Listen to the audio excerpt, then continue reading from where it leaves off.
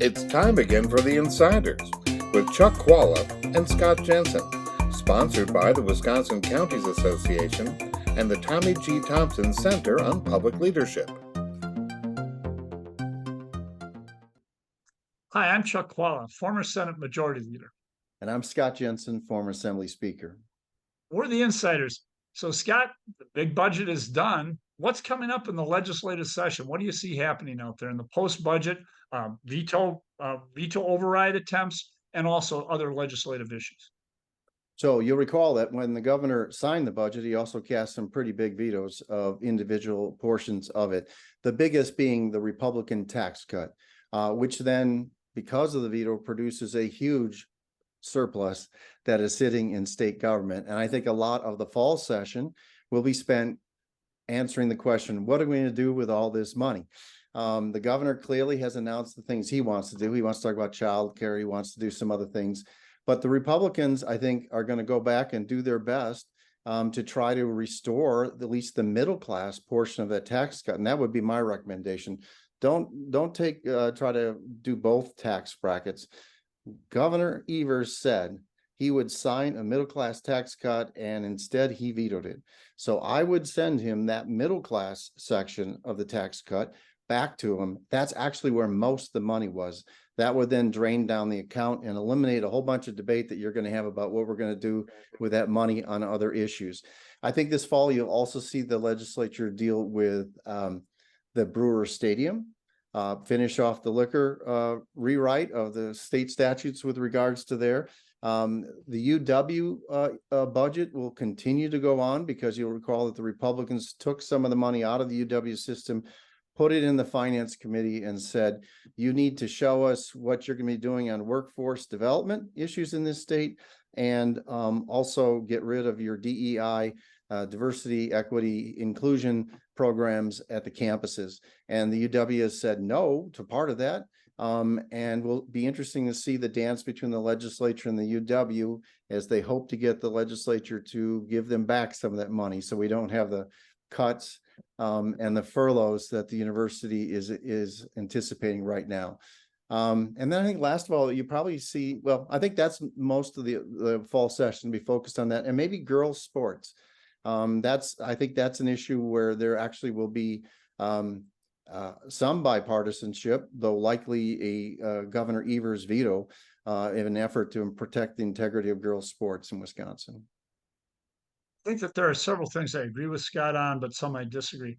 Number one, let's set the table here. Governor Evers has now set himself up for future budgets. And by the way, he is not up for election.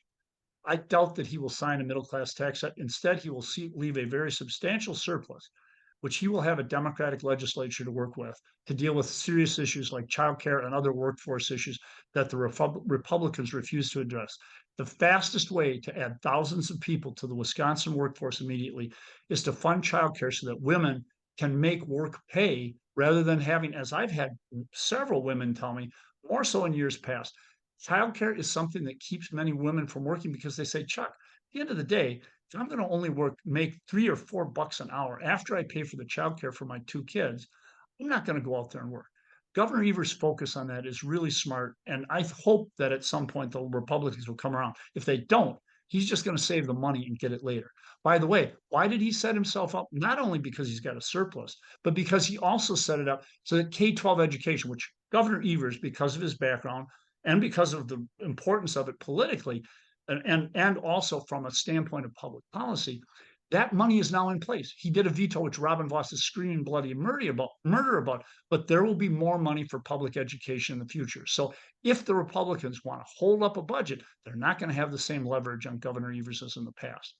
On the UW, I hope that something happens. The Republicans are getting a real bloody nose about what they've done. Eliminating the engineering building on campus, 1,000 new engineers every year, plus that's undergrad graduates, in addition to another several hundred. These, by the way, are the most conservative people on campus. If anybody's voting Republican on that campus, it's engineers. And this is jobs for the state. How could Robin Vos get in a position where he's going to deny one of the most important job creators beyond childcare to be able to actually have job creators and not be willing to do that? Wow, that's really crazy. So I hope that there will be something done there. But I really do think that there will be an inclination now on the part of the governor to wait for that Democratic legislature, at least one house of the legislature, and take some of that money and get some Democratic priorities and Wisconsin priorities like childcare taken care of. I just don't even see with a friendly map delivered by a friendly Supreme Court that they're going to get both houses of the legislature. I just think that that is unlikely. So I guess I don't mind if money stays in the state's accounts and doesn't get spent. I wish it was given back to the public, but if it just sits there, that's okay. Because I don't think the legislature and the governor are going to agree on a whole bunch of stuff there. But we saw during this last budget, we saw the governor finally strike deals for the first time in his career when he struck some pretty big deals with shared revenue. And then the $1 billion increase for public education, plus also the increase for school choice schools and charter schools across the state. That sort of deal never happened in the first term, but you saw it happen in the second. So maybe there's a deal with childcare and tax cut. Maybe there's a deal with the UW and some other things that Republicans care about. That's possible. That is possible, but I'll say this governor is getting more savvy. And what he's going to understand is he's less than 2 years away from being able to get an agenda done that really makes sense for the state of Wisconsin. I think that's what he's going to hold out for, but we will see. I admire your confidence, but disagree. We'll see you next time. You've been listening to The Insider with Chuck Chvala and Scott Jensen, sponsored by the Wisconsin Counties Association and the Tommy G. Thompson Center on Public Leadership.